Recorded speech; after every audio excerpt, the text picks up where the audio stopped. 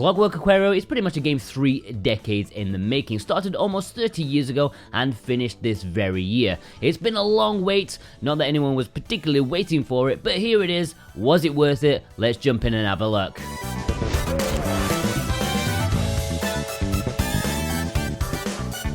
Before we do though, please remember that once we get to 100,000 subscribers, we are giving away a Nintendo Switch OLED model to one of you, so subscribe and you can maybe win it. Now this wouldn't be a YouTube review without a pointless history lesson of the game and its development story in order to pad out the runtime and get us over that 8-minute mark, because let's face it, we don't have a whole lot to say and we still want that sweet extra ad revenue. Plus the PR has been spitting this out for the past year, so it's easy to just copy, paste and then slightly edit to make it seem like I put some effort into it when actually I did not. Clockwork Aquario originally started development in 1992. I was personally massively anticipating what this colourful arcade platform had in store, and my 2-year-old brain could barely contain its excitement. It was developed by the legendary Westone, who were better known for their Wonder Boy series. However, after location testing a mostly complete state, it was cancelled due to poor feedback and the increasing popularity of tournament fighters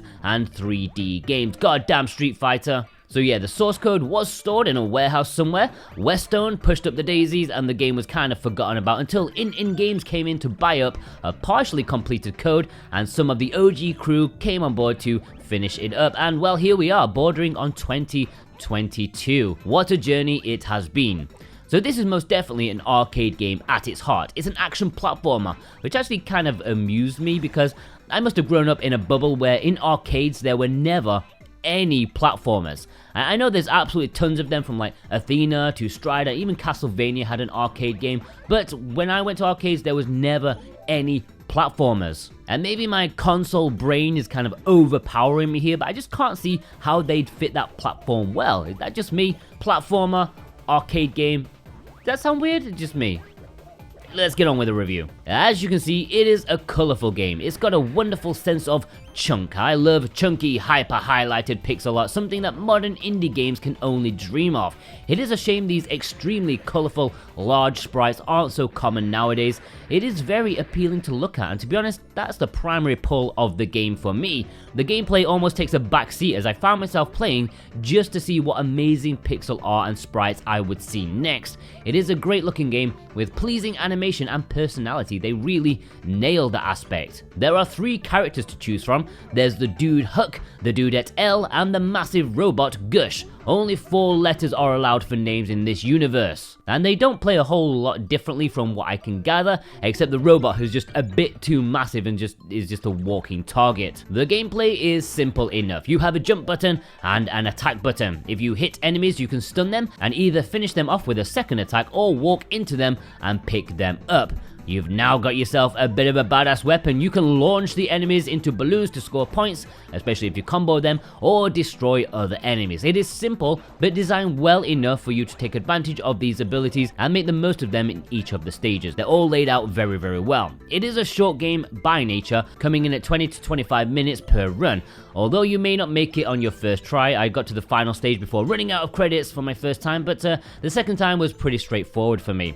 There are various difficulty levels which only seem to limit the amount of credits allowed, but it's not a particularly challenging game, at least in the platforming sections. Once you've got the hang of the controls and mechanics, you'll be able to blitz through the platforming stages, and I can't imagine this would have been the original vision of the arcade game, since while it's not exactly easy, it's hardly gonna bring in the bucks. Aside from like 2 or 3 moments where the game pulls a few dick moves on you, you might not even die at all in the platforming sections after you've been through it a couple of times. The boss battles don't pull any punches though. Yes, they are incredibly predictable, but they don't leave a lot of room for you to go on the offense. Even when you know what to do, you'll struggle to make the most of the openings due to the fast nature of them.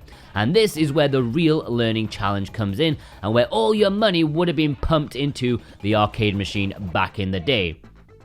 So this game is also 2-player compatible, and I'd argue it makes the game even better, kind of. There's something extra chaotic and fun about it. With 2 players, you can now pick up the other player and launch them as a weapon, which may give recurring flashbacks of certain other Nintendo platformers that do that. I didn't play a whole lot of 2-player, but what I did play was really quite fun. It completely changes the game and does add some longevity to a game that is certainly lacking in some of that.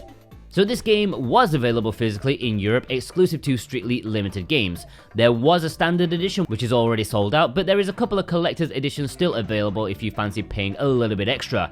But it is available physically in Japan and does play in English, so that should be a more readily available and affordable game in the future. If you want to import a copy, then there are purchase links below in the description and the pinned comment for the Japanese versions, and if you use those links, it helps support us at the same time, and we thank you ever so much. It means we get to create videos that no one watches, and we don't have to keep chasing trends or get sponsored by Raid Shadow Legends or Manscaped, and in return for saving us from shaving our balls, we can give you 5% off the Japanese version, the standard and collector's edition, if you use the coupon code SwitchWatchTV while checking out. It's all one word, SwitchWatchTV, for 5% off any physical item from PlayAsia and save my balls from being a bit cold. The digital version is priced at $20 and euros and £17 in the UK. It's pricey for a digital arcade game.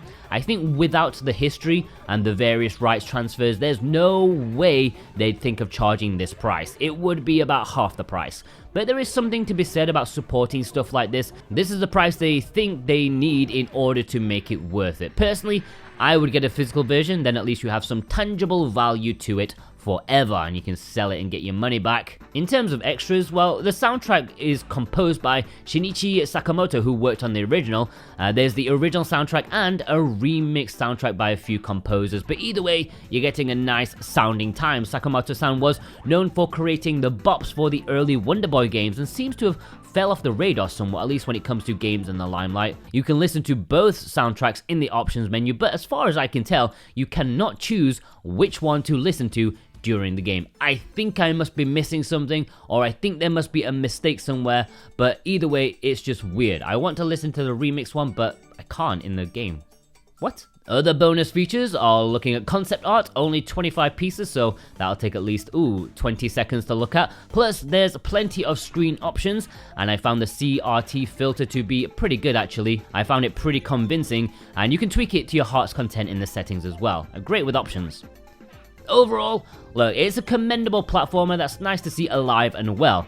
It is slightly overpriced if you're taking into account a digital purchase, in my opinion, but that's kind of what you're going to expect when you're reviving something long thought dead. It's a fun arcade platformer that would have been a mainstay in people's MAME arcade machines had it actually released when it was supposed to. But as a console experience, its longevity is very questionable. There's little to entice players to come back time and time again, aside from completing it on one credit and maybe playing with 2 players, which really does change the gameplay quite a lot. A 7 out of 10.